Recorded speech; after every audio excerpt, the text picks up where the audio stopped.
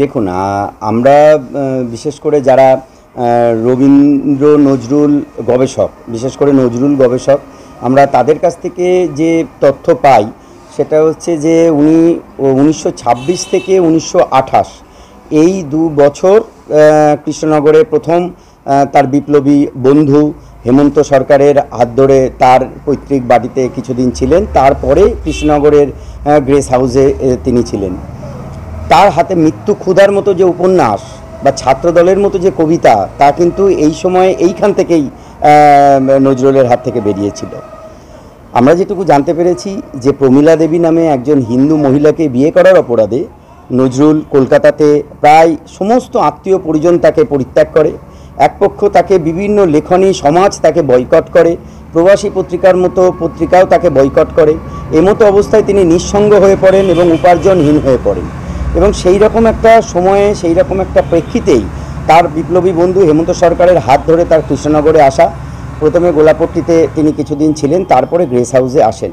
এখন বর্তমানে বিভিন্ন সময়ে তার যে গ্রেস হাউস, তাকে নিয়ে ছোট ছোট অনুষ্ঠান হয় এবং সেখানে সেটি সংরক্ষিত হয়েছে গ্রেস হাউসটি।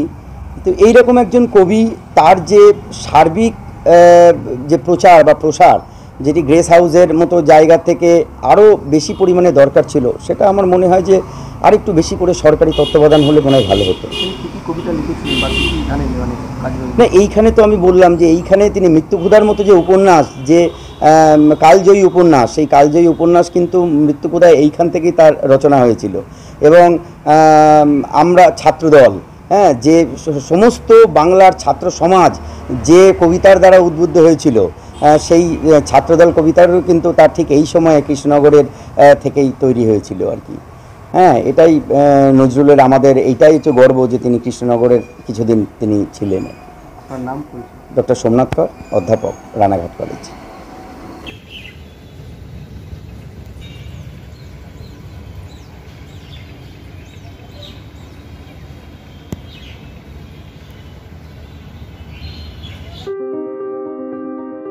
এই গরমে একটু স্বস্তি পেতে আজই আসুন মন জিনিসে, যেখানে একই ছাদের তলায় পেয়ে যাবেন 100-র বেশি ভ্যারাইটিস আইসক্রিম সহ কেক, পেস্ট্রি, বার্গার এবং বিভিন্ন মুখরোচক খাবার। বিভিন্ন অনুষ্ঠানের জন্য অতিথি আপ্যায়নে হাজির ফুলিয়া ট্রেকার স্ট্যান্ডের বিপরীতে মন জিনিস।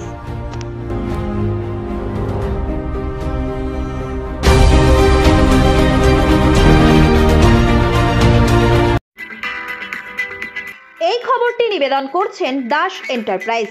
এখানে সুলভ মূল্যে পেয়ে যাবেন বিভিন্ন নামি দামি কোম্পানির ইট, বালি, সিমেন্ট সহ বাড়ি তৈরির সামগ্রী। ঠিকানা ফুলিয়া এক্সিস ব্যাংকের পাশে। প্রোপাইটার শিপন দাস। এই খবরটি নিবেদন করছেন Barsha medicare chemist and druggist centre. এখানে পাবেন সঠিক মানের ওষুধ ও বেবি ফুড। হোম ডেলিভারিরও সুব্যবস্থা রয়েছে।